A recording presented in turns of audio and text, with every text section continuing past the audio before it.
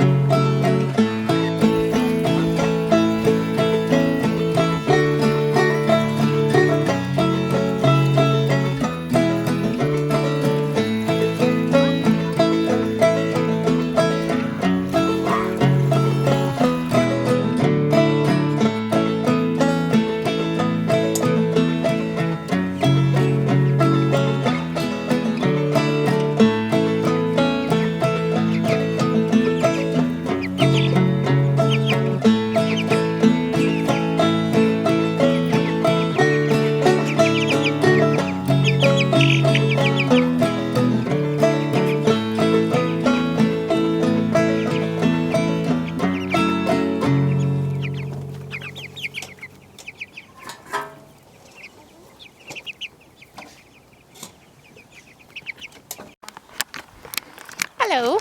All right, it is week 6, going into week 7 of having our chickens, and they've been free ranging during the day, but we are going to be moving the fence, so Talon's moving it today. We're going to be butchering them kind of slowly. Instead of doing it all in like a day or two, we're going to do it over like a couple of weeks and just kind of take 5 of them at a time and butcher like the 5 biggest ones and wait, just because with kids we just can't find a chunk of time to do all of this. So we will be moving the fence so that they have some better pasture, because 60 birds take out grass in no time. So we're going to do that today.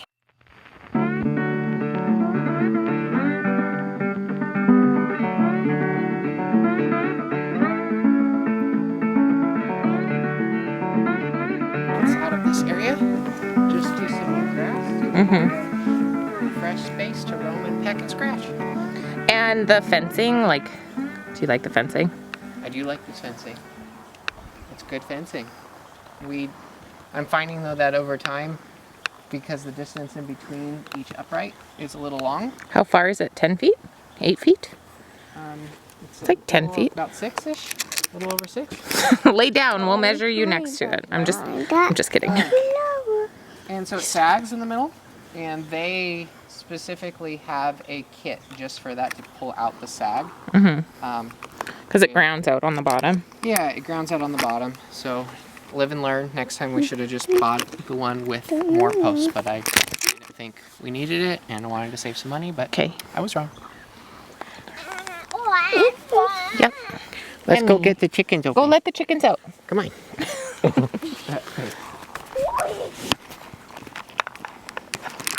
Okay, so they're gonna let the chickens out on the new pasture.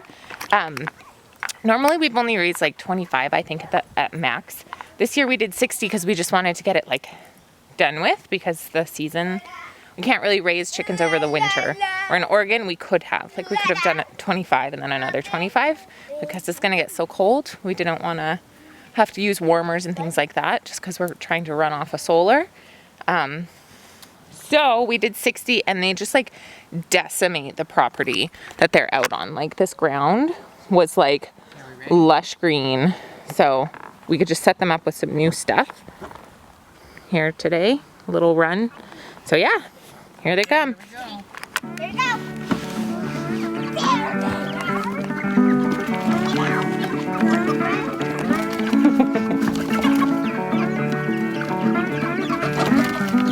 you guys. Oh my goodness. You happy, Abby? Farmer Abby?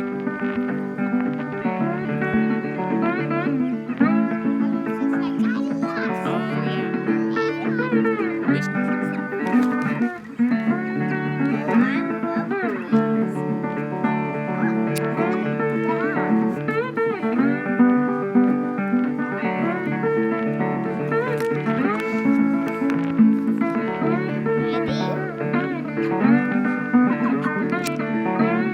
Oh, what is that?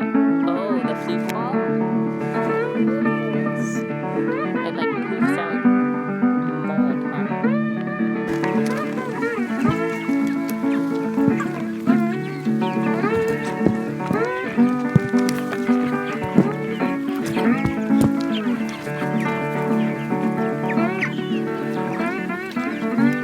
I will give one to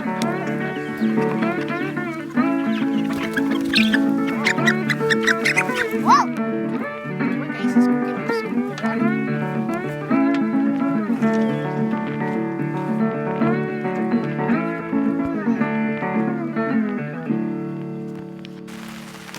All right, today is No idea. harvest day. It's another Monday. Today is October 14th, which makes the chickens just like right at 2 months. I think our lens just fogged up. There we go. So our chickens are 2 months old, about 8 weeks, maybe a little older than that. And it is harvest day. So we've already harvested one that we had. Yeah. And it was very good. It was smaller than what we were used to. This is heavy. Smaller than what we were used to, but it was still good. It was delicious. I like the way it's defeathered, and I just like the way these guys grew. Yeah, and if you're in Canada, I'll put a link below for the hatchery that we got them from. I think they ship year round, which is really nice. It's steaming up, let's move. When we went to go and get chicks in this area, all the farm stores literally laughed at me. They're like, why are you raising chickens so late in the year? And it was hard to find feed and everything. But I was able to order straight from the hatchery, so that was super helpful. Yeah, and their shipping was amazing because none of them died. They were really well packaged. Yeah. It was really impressive. It was the first batch of chickens we've ever ordered. Shipped through the mail, and we Yeah. normally go to the store and pick them up. So It was good. That was a new experience, and it was a good one, I would say. So I will let you know which hatchery we used. They're out of Alberta, and they were awesome. I Totally awesome. highly recommend. Amen. Yeah, and all the birds were really healthy when they got here, and have remained healthy, which is good and rare. We usually lose a few every year for no apparent reason. So we are going to be harvesting as many as we can between screaming children. Wish us luck. Yeah. Woo. Okay, extra large butchering cone. Key is extra large. Sharp knife. This bucket with wood chips on the bottom, key is wood chips on the bottom, makes cleaning it later way easier, is for the blood. This bucket is for heads. Okay. Then And why do we chop heads all the way off instead of bleeding them out like so many people? so we go through their back of their vertebrae, the back of their spine, so that we go through the spinal column, which instantly kills them, so they're not feeling anything and sitting there bleeding out for a long time. We hang them upside down for a while, and that calms them and gets them lethargic before they go into the I cup. think I was learning about it, and it makes them go to sleep. Like it actually makes them go to sleep while the blood rushing to their head. Yeah. So that would be a good moment to talk about, like, raising your own chickens is hard and sad. And yeah. so we wanted to do it the most humane way. And lots of people bleed their chickens out, and we don't think that that's inhumane. But for us, we just wanted it, like, as fast as possible so that, like, they don't feel it. They are not sitting there bleeding out. I don't know. Like, if I were in that situation, I think we looked at it from our own perspective. Like, would I want to sit there and see my blood just, like, dripping out of me as I die? Or would I rather just, like, have somebody chop my head off? Yeah. I think I would just want it done. Like, I wouldn't want to feel it or nothing. No time to, like, register what's happening. So, yeah, so that is... that was kind of why we chose to go that route, and everybody has their own ways, but for us, that was the most humane way to do it. or we felt it was the most humane way to do it, and pain-free, Yep. quickest. So, yep, Back on tour. yep. We have our beautiful sink with, this is where we'll do all the eviscerating, Eviscerating means, taking out all the insides. okay, And in this bucket over there is where it's cleaned and washed. It's just an old galvanized bucket. But that's where their feet will go. We'll be ending up showing you more what we do with the feet later. And this bucket is for the insides, the intestines, and parts that we don't eat. and this year we're not eating livers. Why? Because there was a high amount of E. coli in our watershed and in our water. And heavy metals, And too. heavy metals. So Because of the normally fire. we eat the livers and make chicken pate out of. But this time around, since it is that main filter, we will not be doing that because of the environment in which we lived in and the natural disaster of a fire through our watershed. So this table here is What's going... this for? That's our water, by the way, you guys. Oh, It's raining. See? It's raining. So what happened? The fire happened, and then all the water, there's nothing to catch all the dirt and poop and charred trees and debris, so it just goes straight into our watershed. So that's what our water's looking like, unfortunately. So And we boil boiled it. So it is, everything in there is dead, and now we're just looking at the leftover minerals because it has been raining and there's just a lot of sand. Mud. Mud Yeah. and sand. So what are we using that for? That is for cleaning the birds, just giving the bodies a bath and cleaning the insides out. Normally we would have a hose and water system, but we can't use our water currently without boiling it because of the E. coli. So that's going to be cool enough to just like dunk in that jar. You'll see when we do it, to kind of use it to rinse stuff off. Normally there's like a hose going everywhere and spraying, but we can't do that, so we're improvising. Yep. Oh, there's a sustenance table. I like what the kids did to their snacks. Yep, love it. And this table is our defeathering table and the trash can for the feathers. Yep. And the feathers will end up in the compost. And I remembered what I forgot. what'd you forget? The cooler for the birds. That's For the important. birds themselves. I guess we should wash that.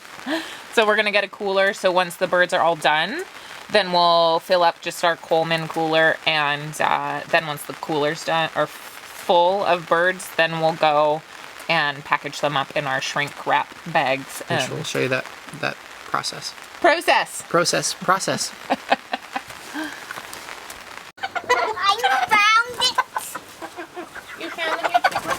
Whoa. All right. Thanks, Abby. Yeah. Oh, First one. the first one. Can I see if it's asleep? He's going to sleep right now. It's still awake. Emmy, they're okay, baby. Can I see? You are the boy. He is a good boy, and we're very thankful for him, huh? Yeah, didn't I pick a good one? You did pick a good one. Yeah. So we hold the chicken upside down for a couple of minutes before we put it in the cone, because the blood rushes to their head and it kind of makes them fall asleep, is the thought, and calms them down. Because you don't want to put a chicken thrashing around in the cone, right, guys? It stresses them out. Right now, I think they get pretty chill. You just hold them tight to your body. They're dirty and gross, so we wear dirty and gross clothes for the day. These chickens are not the most appealing, huh? They're kind of gross. They're made to grow fast, and not made for longevity. So like, oh, you guys are kind of scaring them, so just be gentle. So their feathers are kind of thin.